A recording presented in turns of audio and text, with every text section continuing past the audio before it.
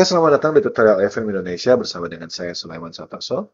Dan di hari ini kita akan belajar bagaimana caranya kita membuat sebuah animasi timeline di dalam A-Frame. Jadi kalau Anda bisa lihat di layar Anda, di sini kita punya sebuah scene A-Frame yang punya animasi tapi berurutan gitu. Kita bikin semacam kayak film atau kayak semacam kayak animasi yang berurutan, ya, yang berjalannya berurutan menggunakan A-Frame. Bagaimana cara kita membuat sesuatu yang seperti ini? Nah, caranya adalah kita menggunakan yang namanya A-Frame Animation Timeline Component. Nah, ini yang harus kita pelajari pada hari ini.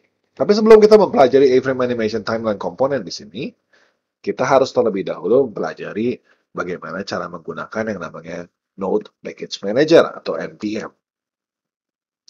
Jadi sini untuk menginstal komponen Animation Timeline, kita perlu menginstalnya melalui npm. Jadi dia tidak menyediakan sebuah CDN yang biasa seperti yang biasa kita gunakan, tapi kita harus menggunakan npm kalau kita pengen mendapatkan versi yang paling up to date-nya. Nah, apa sih sebenarnya npm itu? npm itu sebenarnya ada yang namanya Node Package Manager kalau singkatannya ya. Yaitu adalah sebuah software sebenarnya yang dipakai untuk menginstal library ke dalam komputer Anda. Jadi library JavaScript kita bisa menginstalnya menggunakan npm. npm sendiri sebenarnya punya beberapa lagi kemampuan, misalkan seperti contohnya salah satunya adalah untuk mengupdate library, begitu ya. Nah, di sini kita harus menginstal dulu npm, bisa kita dapatkan melalui website ini ya, npmjs.com/get_npm. Di sini kita bisa download. npm itu sebenarnya pertama kali diciptakannya itulah untuk Node.js, tapi sekarang ini bisa untuk macam-macam begitu ya. Jadi sekarang kita install aja, download Node.js-nya dan install npm-nya. Kalau Anda sudah mendownload dan menginstal npm-nya, ketika kita buka Visual Studio-nya, nanti kita bisa menjalankan perintah npm. Nah, contohnya di sini, saya akan membuat sebuah folder baru di komputer saya. Kemudian saya akan beri nama folder ini adalah A-Frame Animation Timeline. A-Frame Timeline ini. Lalu saya akan buka folder ini di dalam Visual Studio saya. Open with code. Dan ini adalah folder baru kita di sini. Kalau kita mau memulai, kalau Anda sudah menginstal npm di dalam komputer Anda bisa panggil npm min version di sini. Menunjukkan si versi npm yang saat ini Anda gunakan adalah npm versi berapa, begitu ya. Dan di sini kita juga bisa menginstal sekaligus A-Frame kita, library A-Frame kita. Nah, di sini kalau kita sudah menginstal library A-Frame kita, di sini kita akan melihat bahwa dia akan menghasilkan sebuah file package-log.json dan juga sebuah folder isinya node modules dan ada A-Frame di situ. Ya kan? Ada A-Frame-nya di sini dan ada distribution A-Frame-nya seperti apa. Oke. Nah, kita juga bisa menginstal npm timeline komponen kita dengan npm i ya, dengan mengetikkan perintah sesuai dengan yang ada di package-nya, yaitu di sini package-nya kita punya npm install A-Frame Animation Timeline Component. Kita install aja lewat npm ya. Kita akan langsung install. Oke, nah sekarang kita akan punya si A-Frame Animation Timeline Component juga di dalam node module kita. Nah, sekarang kita tinggal bikin sebuah file baru dengan klik kanan. File baru, kita akan buat index.html. Sini. Saya akan panggil filenya dan template-nya aja.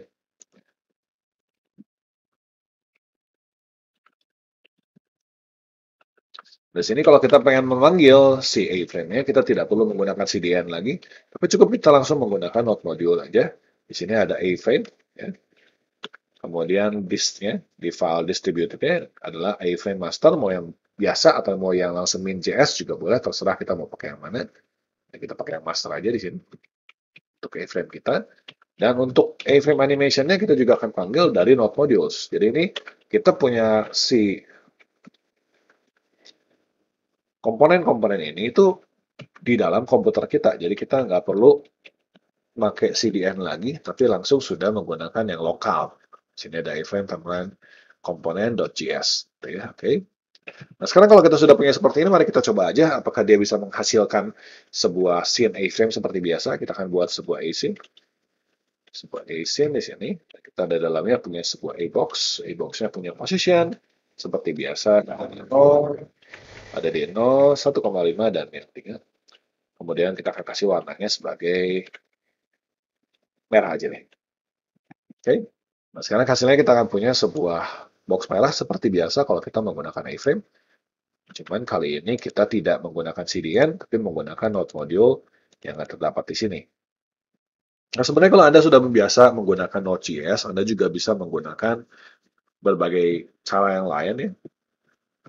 Misalkan di dalamnya bisa menggunakan require atau menggunakan import untuk IAS 6 ya. Kalau misalkan Anda pengen menggunakan cara yang seperti itu juga bisa sebenarnya, tapi di sini saya akan memilih cara yang paling mudahnya aja yang bisa diikuti langsung, walaupun mungkin teman-teman di sini belum biasa mengembangkan menggunakan Node.js gitu ya.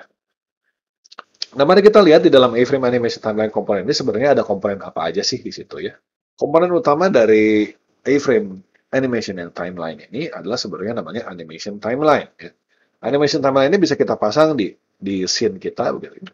Jadi kalau kita pasang di sini dalam scene kita bisa pasang sebuah atau di entity manapun sebenarnya kita bisa pasang animation timeline. Nah, di sini dia akan memilih timeline mana yang akan jalan di sini.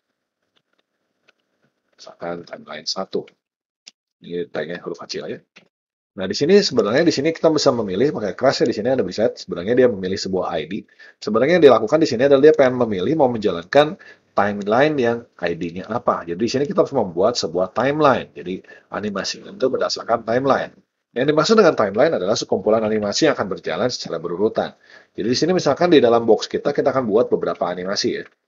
Dalam box kita ini kita akan buat animation. Yang pertama adalah atau satu ya. Animation 1, propertinya misalkan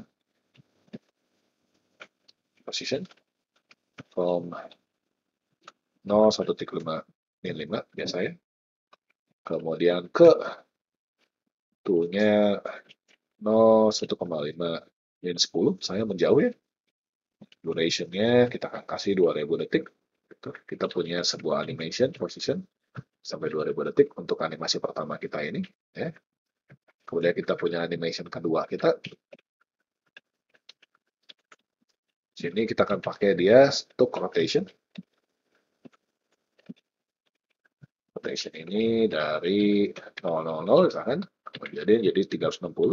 Kita akan putar dia full circle gitu ya. Kita akan putar full. Oke, nah di sini kita akan pasang sebuah timeline. Kita akan pasang sebuah A timeline. Nah, A timeline ini kita bisa pasang di dalamnya adalah sebuah ID-nya. Yaitu ID-nya sesuai dengan yang kita pasang di A scene kita, yaitu timeline 1. Nah, di dalam A timeline ini kita bisa punya di dalamnya adalah A timeline animation. Nah, A timeline animation ini ya kita akan men-select. Kita mau pilih bendanya apa yang kita select gitu ya. Sini kita apa kita punya sebuah box, kita beri ID aja boxnya namanya box 1 begitu. Kita akan select box 1. Ya, kemudian kita akan pilih name-nya adalah 1 misalkan. Jadi dia akan mengambil dari animation yang pertama. Kalau kita pasang sekarang, kalau kita jalankan, dia akan bergerak ke belakang sambil putarannya jalan. Jadi dia akan menjalankan animasi 1 dan animasi 2. Ya, kita akan bikin 3 animasi aja ya.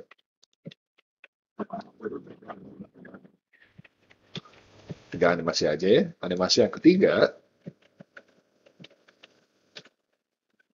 itu akan mengembalikan dari min 10 sampai min 5. Nah, setelah kita tambahkan animasi ketiga, kita bisa melakukan timeline animation sekarang untuk ketiga animasi kita. Jadi kalau tadi yang animasi 2-nya belum dipasang di timeline, dia akan jalan otomatis. Tapi kalau kita pasang di timeline, misalkan dia 2, kemudian 1, baru 3. Nanti sesuai dengan nama animasinya ya. 1, 2, dan 3 ya. Jadi kita akan bilang sekarang dia akan berputar dulu, dia akan bergerak mundur ke belakang, baru dia akan bergerak maju ke depan. Oke, sesuai dengan urutan animasinya. Kalau saya balik, misalkan sekarang kita dari 1 dulu, baru ke 2, baru ke 3. Ya. Sekarang kita bisa lihat, dia akan mundur ke belakang, berputar, baru balik lagi ke depan.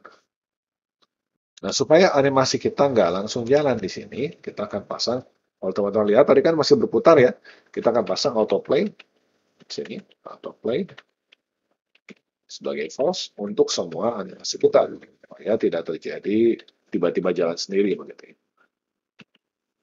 Nah, kita bisa lihat kalau sekarang dijalankan, dia nggak akan langsung berputar, sampai ujung baru berputar, kemudian dia akan balik lagi. Nah, ini adalah yang namanya sebuah timeline animation. Nah, selain timeline animation, dia juga punya yang namanya group animation. Anggaplah sekarang kita punya dua buah box saja ya, saya akan buat box yang kedua. Box yang kedua, kita akan pasang di sini box yang kedua kita ini punya nama box 2. Si box 2 ini sekarang saya tidak akan pasang dia berubah di sumbu Y, tapi yang berubahnya misalnya bukan sumbu Z, tapi yang berubahnya adalah sumbu X-nya. Misalkan di sini saya akan majukan dia ke 1. Dari 1 dia ke 0. Gitu ya.